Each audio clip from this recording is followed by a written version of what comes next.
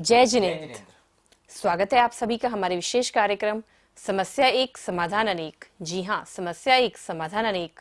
मैं हूँ डॉक्टर प्रिया जैन। मैं doctor Pradeep Jain. Vastu expert, astrologer and distance recce healer. आप सभी का हार्दिक स्वागत करते हैं अनंत वर्ल्ड परिवार की तरफ से। अनंत वर्ल्ड विश्व का प्रथम भक्तामर क्लिनिक है जो रोहिणी में स्थापित है। पिछले 10 वर्षों पर भक्तामर स्तोत्र पर और रेकी हीलिंग पर हम निरंतर अनुसंधान कर रहे हैं। नई नई बातें आपको सिखा रहे हैं, दुनिया को बता रहे हैं, जिससे इन उपचारों के माध्यम से, इन पवित्र मंत्रों के माध्यम से हमारे जीवन में खुशियाँ आए, समृद्धि आए, सकारात्मक ऊर्जा का प्रवाह हो और हम निरंतर प्रगति के पथ पर अग्रसर हों, गतिशील हो। हमारा पूरा प्रयास चक्र विज्ञान हो, आभा मंडल विज्ञान हो, वो न्यूमेरिक कोर्स हो, वो क्रिस्टल विज्ञान हो, ज़्यादा से ज़्यादा नॉलेज आपको देने का रहता है। किसी व्यक्ति की पहचान होती है तो व्यक्ति के व्यक्तित्व से होती है, और व्यक्ति का व्यक्तित्व कपड़ों से नहीं पहचाना जाता। व्यक्ति का अगर व्यक्तित्व जानना है, किसी व्यक्ति की पहचान करनी है, किसी के बारे में संपूर्ण समझना है, उसके कैरेक्टर के बारे में, उसके बिहेवियर के बारे में, उसके भूत और भविष्य के बारे में, उसके वर्तमान के बारे में अगर हमें जानना है तो एक ही चीज़ काम आती है, वो है हमारा आभा मंडल। जी हाँ, वो है हमारा ऑरा। ऑरा विज्ञान पर हमने बहुत काम किया कि भक्तामर के मंत्रों के माध्यम से आभा मंडल को कैसे बढ़ाया जाए, अपनी लाइफस्टाइल को खराब करके अपने आभा मंडल को कैसे खत्म किया जाए, कैसे कम किया जाए, कैसे छोटा किया जाए। आप सब सोच रहे होंगे कि क्या होता है आभा मंडल। आपने देखा होगा कि किसी इंसान के साथ आपको बैठना बहुत अच्छा लगता है। जब उसका फोन कॉल आ जाता है, आपको लगता है कि कौन आ रहा है मेरे घर। आप खुशी से चहल चहक उठते हैं, उसके लिए कुछ ना कुछ तैयारी करते हैं। क्यों? क्या वो आपको कुछ देने आ रहा है? नहीं, उसका आभा मंडल आपके लिए पॉजिटिव है। आप उसको प्यार करते हैं, आप उसको चाहते हैं, आप उससे फ्रेंडशिप है अच्छी, तभी उसका आभा मंडल आपको अच्छा लगेगा। तो यही होता है ऑरा एनर्जी फील्ड, जो हम सबका है। इस काव्य में हम आभा मंडल के बारे में तो, तीर्थंकरों के आभा मंडल के बारे में तो बातें करेंगे ही, लेकिन अगर आप आभा मंडल के बारे में, ऑरा विज्ञान के बारे में, ऑरा साइंस के बारे में और अधिक जानना चाहते हैं कि दूसरों का ऑरा कैसे देखा जाए, अपना ऑरा कैसे क्लीन किया जाए, अपने ऑरा को व्यवस्थित कैसे किया जाए, अपने ऑरा को एक्सपेंड कैसे किया जाए, अपने ऑरा को और कैसे बढ़ाया जाए, अपने ऑरा को गिरोह के नकारात्मक प्रभावों से, वास्तु के दोषों से, नेगेटिव इविल से, बुरी नज़रों से कैसे बचाया जाए, अपने आप को प्रोटेक्ट कैसे किया जाए, ये सब जानना चाहते हैं तो हमारे कोर्स में ज़रूर ज्वाइन करें। आभा मंडल के बारे में बात चल रहे हैं यहाँ, तो इस काव्य में आचार्य मानतुंग स्वामी क्या कहते हैं, पहले जानते हैं, समझते हैं, फिर आगे की बातें। तो आज हम बात कर रहे हैं भक्तामृत स्रोत के 34वें नंबर काव्य की। 34 बढ़ते हुआ कर्म है, 3 के बाद 4, 34। तो सबसे पहले हम भक्तामृत स्रोत के 34वें नंबर गाथा का उच्चारण सीखते हैं। शुंभत प्रभा वलय भूरि विभा विभोस्ते लोकतये लोकतये धूतिमतान् धूतिमाक्षिपन्ति प्रोददिवाकर निरन्तर भूरि संख्या दीप्त्या जयत्यपि निशामपि सोम सौम्याम्। शुंभत, श के बाद क्या है? म है। शुंभत, शुंभत प्रभा, शुंभत प्रभा वलय वलय भूरि भूरि विभा विभोस्ते लोकतये लोकतये। यहाँ पर देखिए स्वरघात हो रहा है। लोकतये धूतिमतान् धूतिमतान् धूतिमाक्षिपन्ति। ता के ऊपर बिंदी और बाद में क्या है, ध्या, तो हमें यहाँ पर बिंदी का उच्चारण क्या करना है, न। लोकतई द्युतिमतान् द्युतिमाक्षिपन्ति। प्रोदत, ध धनुष वाला, प्रोदत, प्रोदत दिवाकर, प्रोदत दिवाकर निरंतर भूरी संख्या। भ पर बड़े ऊ की मात्रा है, भूरी संख्या, हमें इसको लंबा लेना है, भूरी संख्या। दीप्त्या जयत्यपि निशामपि सोम सौम्या। जब आप इस तरह से भक्तामृत स्तोत्र को पढ़ते हैं तो भक्तामृत स्तोत्र की एक लाइन में कितने अक्षर हैं, कितने बीजाक्षर हैं, 14 बीजाक्षर हैं, और एक गाथा के अंदर 56 बीजाक्षर हैं। जब हम 56 बीजाक्षर का उच्चारण करते हैं मन वचन काया की शुद्धि पूर्वक, हमारी पूरी बॉडी के अंदर एक कंपन होने लग जाता है, एक नया ऑरा क्रिएट होने लग जाएगा। लेकिन यदि हम भक्तामृत स्तोत्र कैसे पढ़ रहे हैं, अंदर ही अंदर उच्चारण कर रहे हैं और हमें पता ही नहीं चला कि कब भक्तामृत हमने फिनिश कर दिया, तो उसकी किसी भी वाइब्रेशंस के साथ हमारा कनेक्शन कभी भी नहीं हो पाएगा। तो जब भी आप भक्तामृत स्तोत्र पढ़ रहे हैं, बुक लेकर पढ़ें कि छोटे ऊ की मात्रा है या बड़े ऊ की मात्रा है, छोटी ई की मात्रा है या बड़ी ई की मात्रा है, कहाँ पर बिंदी का उच्चारण क्या होगा। भक्तामृत स्तोत्र को रटना नहीं है, उन वाइब्रेशंस के साथ महसूस करना है आपको कि हमारा कनेक्शन हो भी रहा है या नहीं हो रहा है। कि जैसे जो इंसान खाना खा रहा है, टीवी भी देख रहा है, फोन भी सुन रहा है, उसको पता ही नहीं चलता कि उसने कितना खा लिया। उसका ध्यान कहाँ है, टीवी देखने में है, मोबाइल फोन में है। तो ऐसा खाना खाना कोई भी इफेक्टिव नहीं है। पेट तो भर जाएगा, लेकिन उसका जो उसको बेनिफिट मिलना चाहिए था, जो विटामिन्स, जो प्रोटीन्स उसकी बॉडी में लगने चाहिए थे, उसका इफेक्ट उसको नहीं मिल पाएगा। तो इसलिए जब भी आप भक्तामृत स्तोत्र पढ़ें तो एक एक शब्द का उच्चारण आप देखें कि आप क्या कर रहे हैं, क्या उसका अर्थ होता है, क्या उसका मतलब है। जब इस भावना के साथ आप पढ़ेंगे तो उसका अलग ही रिजल्ट आएगा। तो अब हम वर्ड टू वर्ड अर्थ समझते हैं। शुंभत, शुंभत मीन्स शोभायान।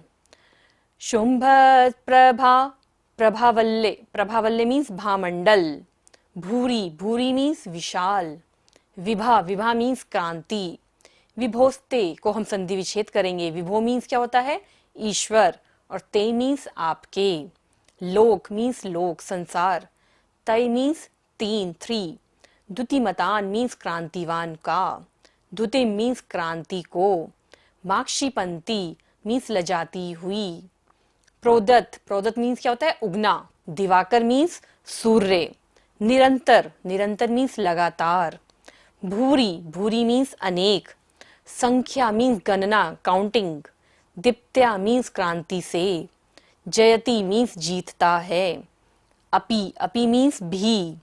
निशा, निशा मीन्स रात्रि, नाइट। मपि मीन्स भी, और सोम मीन्स चंद्र। सौम्या मीन्स सुंदर। तो इसका क्या भावार्थ है कि हे भगवान, आपके आभा मंडल की जो चमक है इतनी अधिक है कि करोड़ों सूर्य, करोड़ों चंद्रमा एक साथ प्रकाशित हो रहे हैं, फिर भी वे आपके सामने फीके नजर आ रहे हैं। इसलिए तीर्थंकर भगवान के समोशरण में रात और दिन का कोई भी फर्क नहीं होता है। आश्चर्यचकित नहीं होंगे हम लोग कि एक तीर्थंकर के आभा मंडल में करोड़ों सूर्य प्रकाशमान हो जाएं? कैसे? हमने तो एक ही सूर्य देखा है, फिर करोड़ों सूर्य कहां से आएंगे? किसने देखे होंगे करोड़ों सूर्य? लेकिन विज्ञान कहता है आज कि जितने हमारा सूरज है, अभी तक वैज्ञानिक और साइंटिस्ट मिलकर, पूरे विज्ञान मिलकर 50 अरब सूरजों की गणना कर चुके हैं, काउंटिंग कर चुके हैं। कितनी? 50 अरब सूरज। और वे सूरज हमारी सूरज से इतने विशाल हैं कि हमारे सूरज से 1-1 लाख गुना बड़े महासूरज इस पूरे ब्रह्मांड में विद्यमान हैं। तो क्या फर्क पड़ता है कि उसमें से अगर करोड़ों सूर्य भगवान के आभा मंडल में एक साथ प्रकाशित हो जाएं, भगवान का आभा मंडल करोड़ सूर्य के प्रकाश से जगमगा उठे, भगवान का आभा मंडल उन सूर्य और चंद्रमाओं से आच्छादित हो जाए,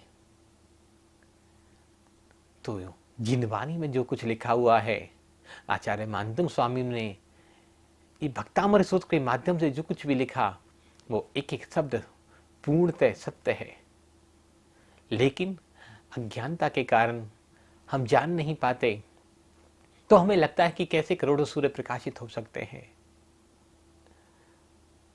वो जब विज्ञान का कोई नाम नहीं था तब उन्हीं मुनि महाराज ने करोड़ सूर्य की गणना करके बता दिया कि भगवान के आभामंडल करोड़ सूर्य प्रकाशमान होते हैं। आज तो विज्ञान भी कह रहा है कि 50 अरब सूरज तो गिने जा चुके हैं और इससे आगे कितने होंगे, क्योंकि हम इससे आगे पहुंच नहीं सकते, हमारी इससे आगे जाने की लिमिट नहीं है। अद्भुत उनकी दूरदृष्टि रही होगी, अद्भुत उनकी सोच रही होगी आचार्य मानतंग स्वामी की। आगे और समझते हैं इस काव्य के बारे में। भगवान का जो आभा मंडल है वो इतना तेजमय है कि इतना चमत्कारी है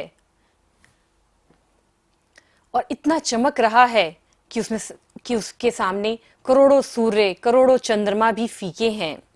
आप जो इस धरती पर सूर्य उगता है तब वो तेजमयी होता है। दोपहर का सूर्य क्या आप अपनी नंगी आंखों से देख सकते हैं? नहीं, बिना किसी मिरर के या काले चश्मे के नहीं देख सकते। क्या आप सीधे सीधे सूर्य को देख सकता है? आप में से कोई है जो देख सकता है? नहीं। क्यों? क्योंकि आपकी जो आंखें हैं वो क्या हो जाएंगी? चौंधमयी हो जाएंगी, आंखें बंद हो जाती हैं। कई बार तो आंखों की रोशनी भी जा सकती है और आंखों में से पानी भी आने लगता है।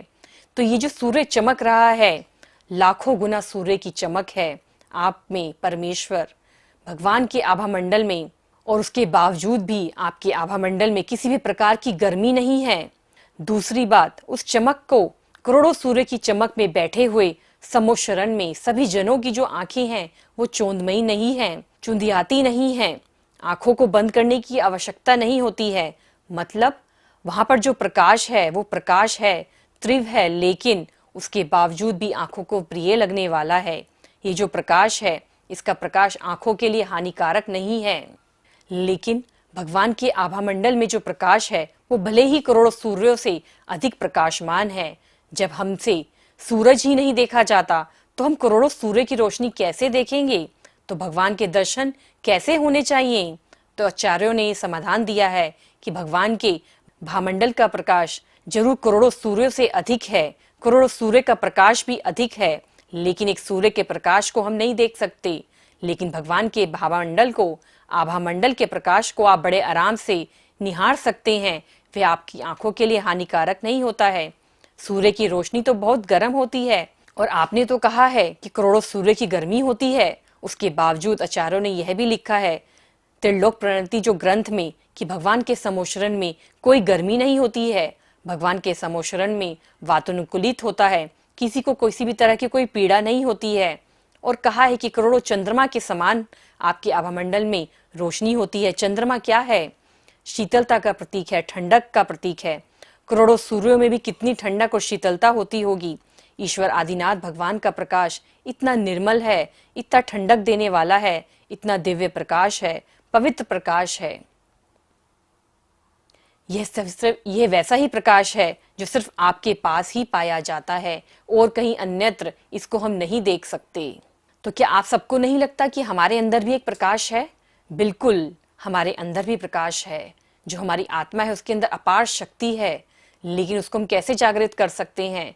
भक्तामर की चैंटिंग करने से, मेडिटेशन करने से, ध्यान करने से हम अपनी आत्मा को और उजान्वित कर सकते हैं और प्रकाशमान कर सकते हैं। अपने आभा मंडल में छुपी हुई जितनी भी नेगेटिव ऊर्जा है, जितनी भी गंदगी है, जितनी भी नेगेटिव वेव्स हैं, उनको फिनिश कर सकते हैं।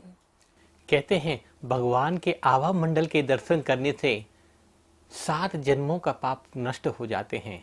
7 जन्म कौन से? 3 पूर्व के, 1 वर्तमान का और 3 भविष्य में आने वाले। सिर्फ आभा मंडल की बात की गई है कि भगवान के आभा मंडल के दर्शन करने से हमारे 7 जन्मों के पाप नष्ट हो जाते हैं। तो उस त्रिलोकीनाथ के जब हम दर्शन करेंगे ऐसी मंगल भावना के साथ कि भगवान तो हमारे आभा मंडल में करोड़ों सूर्य प्रकाशमान हो रहे हैं, लेकिन आपका मुखमंडल तो उनसे भी ज़्यादा प्रकाशमान है, तो क्या हमारे अनंत भवों के संचित कर्म, प्रारब्ध कर्म, जिनको हम काट नहीं पा रहे थे, जिनको हम भोग भी नहीं पा रहे थे, जिनके कारण हम हमारा जीवन कष्ट में और होता जा रहा था। ऐसे कर्म क्या प्रभु की भक्ति और दर्शन से नहीं कर सकते? अवश्य ही वो हमारे सारे कर्म, चाहे निकांचित कर्म हो, चाहे संचित कर्म हो, कोई भी कर्म का प्रकृति हो, सभी कर्म हमारे स्वयं में भी क्षय हो जाते हैं जब भगवान की निर्मल भक्ति, प्रभु की भक्ति हम सच्चे हृदय से, सच्चे भक्ति भाव से करते हैं। जैसे मानतुंग महाराज श्री ने करी, वैसे ही यदि हम भी कर सकते हैं, हमें पता भी नहीं चलेगा कब हमारे संचित कर्मों की निर्जरा हो गई। उन्हें पता ही नहीं था कि वो क्या बोल रहे हैं हर एक श्लोक में, कोई कंप्लेन नहीं कर रहे हैं, सिर्फ भक्ति कर रहे हैं, और कब उनके कर्मों की निर्जरा हो गई पता भी नहीं चला। जब भी कोई जीव माँ के गर्भ में आता है तो अपना एक आभा मंडल लेकर आता है, और कभी कभी ऐसा देखा जाता है कर्म उदय से कुछ माताएं बहनों को बार बार मिसकैरेज हो जाता है, गर्भपात हो जाता है। उस गर्भ की सुरक्षा के लिए, उस गर्भस्थ की रक्षा के लिए, गर्भ में जो जीव आया है उसके आभा मंडल को प्रोटेक्ट करने के लिए हम भक्तामृत के 34वें काव्य का उच्चारण करें। और हमने ऐसे कई सफल प्रयोग किए हैं जिनको इस तरह की इश्यूज रहते थे, प्रॉब्लम्स रहती थी, उन्होंने इस काव्य का पाठ किया और उनका प्रसव बहुत अच्छा हुआ और वो संतान आज भी बिल्कुल ठीक है, स्वस्थ है। तो आप सभी भी कोई ऐसी माँ बहन आपके परिवार में, समाज में हों तो भक्तामृत के 34वें काव्य का उनको अनुमोदना करें, कहें, उनसे सजेस्ट करें और बताएं कि इस काव्य को पढ़ने से 9 महीने तक संतान भी सुरक्षित होगी, उसका आभा मंडल भी बढ़ेगा, और जो संतान जब 9 महीने के पश्चात जब इस धरा पर अवतरित होगी, जन्म लेगी, तो निश्चित ही वो अपने परिवार के लिए और समाज के लिए कल्याणकारी होगी। आपने बहुत प्रेम और शांति से सुना, इसके लिए बहुत बहुत धन्यवाद। इस काव्य से संबंधित अधिक जानकारी के लिए आप हमारी वेबसाइट www.bhaktambarmantrahealing.com पर विजिट कीजिए, और हमारे यूट्यूब चैनल है भक्तांबर मंत्रा हीलिंग। और विशेष जानकारी या किसी क्वेश्चंस के रिगार्डिंग आप हमारे दिए हुए नंबर पर हमें कॉल कर सकते हैं और व्हाट्सएप भी कर सकते हैं। और हमारा विशेष course recce plus भक्तांबर healing plus numeric course को आप जरूर ज्वाइन कीजिए, जिससे आपके ज्ञान में भी वृद्धि होगी और जो भी आपकी लाइफ में डिस्टर्बेंसेस आए हुए हैं उनको भी आप दूर करने में सक्षम हो पाएंगे। कोर्स की तारीख है 5 अक्टूबर से 10 अक्टूबर, जो जूम ऑनलाइन के माध्यम से सभी को पढ़ाया जाएगा। तो घर बैठे आप इस सुनहरे अवसर का फायदा जरूर उठाएं। अभी के लिए इतना ही, कल तक के लिए सादर जय जिनेंद्र, जय जिनेंद्र।